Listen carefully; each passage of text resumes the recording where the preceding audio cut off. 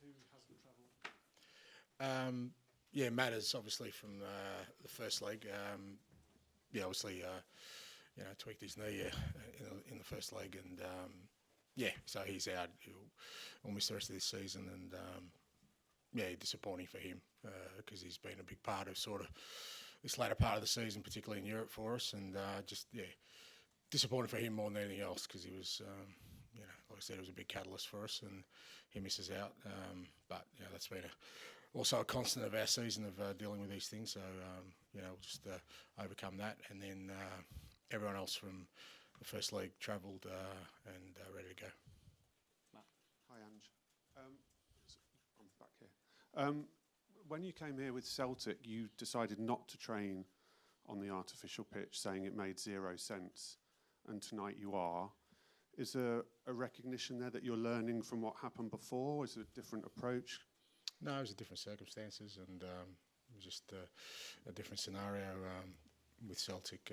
But tonight was more about, we've done this, we did it at Frankfurt, we've done it consistently through Europe. We just feel it works better for us, and the players are used to coming the night before, training at the venue, so made sense to do that this year. Tom, just wait for the mic, please. Hi, Ange. Obviously, James Maddison and Lucas Bergvall are two of your more creative midfielders. It feels like the onus might be a bit more on Dejan Kulishevsky coming into this for that part of the game. What have you made of his form since he's come back from injury, and how much do you think he can step up in that void? Yeah, look, certainly it's good to have Decky available because, obviously, like you said, with Lucas and Matters, different players, obviously, but, like I said, very creative, both of them going down in the same week. It's great that Decky's back. He obviously missed a lot of football, and it always takes a while to get his rhythm, and I feel like he's been getting stronger every game, and certainly against West Ham you could see he's starting to get his rhythm again, and the thing with him is, irrespective of kind of where he's at, he's going to work his socks off for the team. He's got an unbelievable engine, he doesn't stop running, and he'll be important for us. Tom? Hi, Ange. I'm just wondering what your mindset is going into this match, obviously with the 2-goal lead. What's been your message to the players? Is it to sort of go and win the game again, or to kind of consolidate, hold what you have? No, I think it's just approaching it the same way we have, the rest of our campaign, really. I think away from home, we've been really, you've got to be really disciplined and organised whenever you're playing away in Europe, and irrespective of the scoreline. And I think what the lads have done well, and right through the campaign, particularly through the knockout stages in the second legs, whatever we've needed to do, they've done it, within sort of the confines of our game plan, and like I said, being organised, whether that was, we had to beat AZ at home and could have got nervy, and the boys handled that really well, and we had to go to Frankfurt and win, and tough venue and imposing sort of atmosphere, and I think the lads handled it really well, so it'll be a similar sort of mindset for tomorrow. George, please. And I assume Sonny's not travelled. Yeah. How much of a blow is that, and also how is Dom after missing Sunday? Dom's good. He's ready to go. Trained fully last couple of days, so he's no problem. Disappointing for Sonny. He was pushing hard. He has progressed. Possibility of him getting some game time on the weekend for us, but he hasn't trained with the team yet. So, but he is progressing. So we'll just wait and see how he goes. Matt. Hello, and can I ask about the comments by Arsène Wenger again? It sort of comes up that this idea that winning this competition shouldn't be a place in the Champions League. What are your thoughts? Well, I mean, that's a debate that's been raging for years, mate. Like, at least the last 8 days. I've never heard that before. So, I've said it before, mate. Spurs does crazy things to people. It does. It does. You put that club into any sentence or any issue, and invariably they all come out and try and diminish as much as they can. Why wasn't it an issue before and it's an issue now? What's the difference? I don't understand what the difference is. The competition. Last year, fifth didn't get you into Champions League. This year it does. What does that mean? There were competition rules, and the rules say the winner goes into... And it's not the first year, and there is an asterisk against it that you have to do something else as well. But it's Spurs, mate. They love it. They love it. Oh, they love it. You love it. It's... Former Arsenal managers Well, I don't want to go down that road because I've got a great respect for Arsène. He's one of the legends of the game. But it does crazy things to people, mate. I love it. Bring it on. Jack, please. It's going to upset people, so that makes me happy. Hi, Ange. You said Spurs does crazy things to people. Do you feel like you guys were 2 games away from changing some of that narrative, changing some of those perceptions? I don't know if it'll change it, but certainly some of it becomes redundant for sure, because a big part of, the kind of, a lot of the narrative around the club is that we haven't won for a very long time, anything.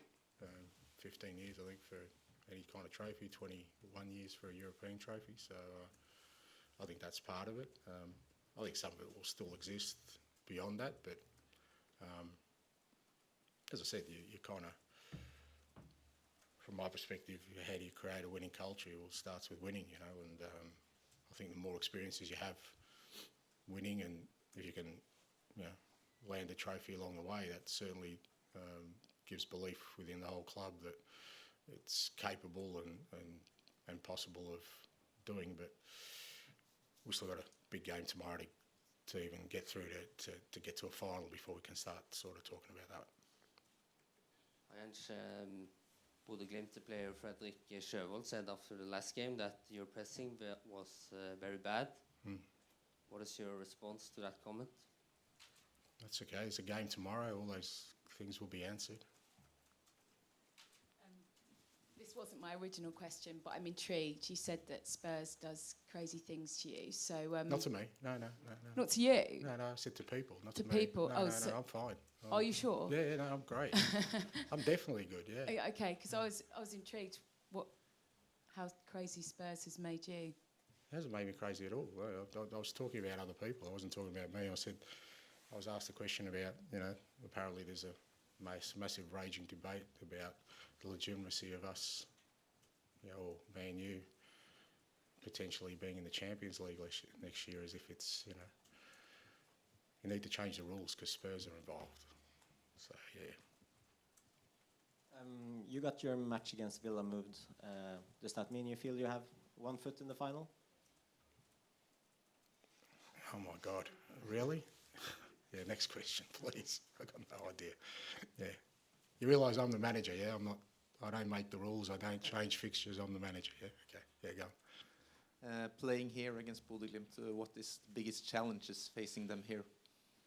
I think, as I said, I think whenever you play away from home in Europe, I think it's always challenging, it's always tough because obviously the opposition, have the normality of, the conditions and the stadium and, the crowd behind them. So all those kind of things always make it difficult. It's no different here. I think the fact that it's a semi-final is such a big game, irrespective, it's always going to be a bit tight and, really tense throughout the whole game. And, I think it's just the nature of the competition you're in and like I said, being in a semi-final that, whether it was at our place first or at our place second, it would have been the same kind of scenario of, I think 2 teams who know there's a big prize at the end and to get to a final and, they have to perform tomorrow. Hi, Ange. Kjetil Knutsen, Glimt coach, said that the plastic pitch provides a bit of a different game. What's your assessment on that, and have you guys prepared on plastic pitch before coming here?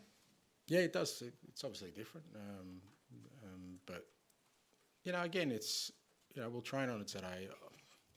Like I said, whether it's the pitch, whether it's the atmosphere, whether it's the conditions, there's always something you need to overcome at the end of the day. Yeah, you're playing in a major competition, like I said, away. There's always challenges there. Whatever that challenge needs to be, you need to overcome it, and we'll do that tomorrow. Done. Hi, Ange. There's been so much talk since you came here about your approach, but it felt like the Frankfurt game was kind of based on qualities that aren't talked about as much, kind of organisation, grit, and all those things. Can you talk about how important they are and how important they're likely to be tomorrow night? Yeah, hugely. Just the nature of the competition. Knockout competitions kind of demand different things from you, I think, as a team, and particularly in knockout, sort of scenarios. Just in my experience, it naturally means that you kind of have to be a little bit more sort of focused, because every moment is important, every aspect of the game is important, and so it does mean that certain things you have to be really clear-headed on, and in terms of our approach. And like I said, I think the boys have handled it really well so far in the knockout stages, particularly in the second legs of every game, of understanding what needs to be done, and within the context of we still want to play our football, we still want to be aggressive, knowing what sort of parameters we can play towards to get through. Just to follow up, sorry, Ange, I mean, you've always said you're happy for your young players to kind of go out there, play and make mistakes, and you won't put it on them. Does what you're saying mean you're kind of prepared to say be a bit more safety first in these scenarios? No, because I think that happens naturally anyway. Like I said, players are, I keep saying, they're human beings. They understand as well, So there's always, I think if anything, if I put it on them even more, they become even sort of more conservative, and then you don't want that, I just think the nature of the contest means that happens anyway. So I guess that kind of reins in a lot of things on a natural basis. I don't think it's something I need to expressly say to the players. Again, my role within that is to kind of still show that there's kind of aspects of our game that are going to be really important tomorrow, that are consistent in our game, that we're going to have to execute as well. Ryan, please.